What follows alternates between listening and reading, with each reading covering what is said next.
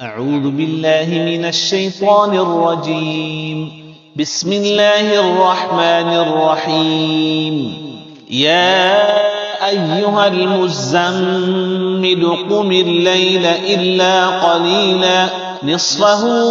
أو انقص منه قليلا أو زد عليه ورتل القرآن ترتيلا إنا سنلقي عليك قولا ثقيلا إن ناشئة الليل هي أشد وطئا وأقوم قيلا إن لك في النهار سبحا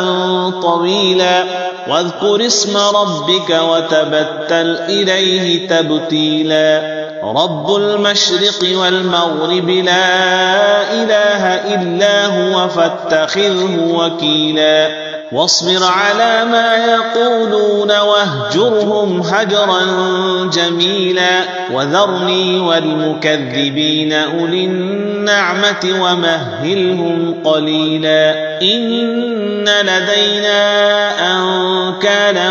وجحيما وطعاما ذا غصة وعذابا أليما يوم ترجف الأرض والجبال وكانت الجبال كثيبا مهيلا إنا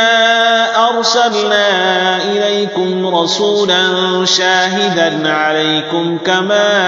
أرسلنا إلى فرعون رسولا فعصى فرعون الرسول فأخذناه أخذا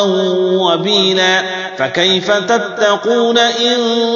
كفرتم يوما يجعل الولدان شيبا السماء منفطر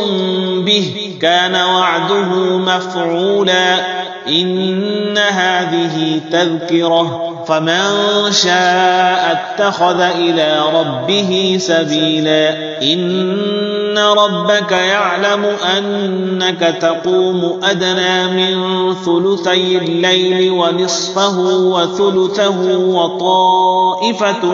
من الذين معك والله يقدر الليل والنهار علم أن لن تحصوه فتاب عليكم فاقرؤوا ما تيسر من القرآن علم أن سيكون منكم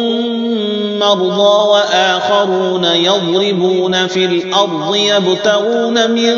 فضل الله وآخرون يقاتلون في سبيل الله فاقرؤوا ما تيسر منه وأقيموا الصلاة وآتوا الزكاة وأقرضوا الله قرضا حسنا وما تقدموا لأنفسكم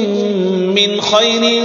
تجدوه عند الله هو خيرا وأعظم أجرا واستغفروا الله إن الله غفور رحيم صدق الله العظيم.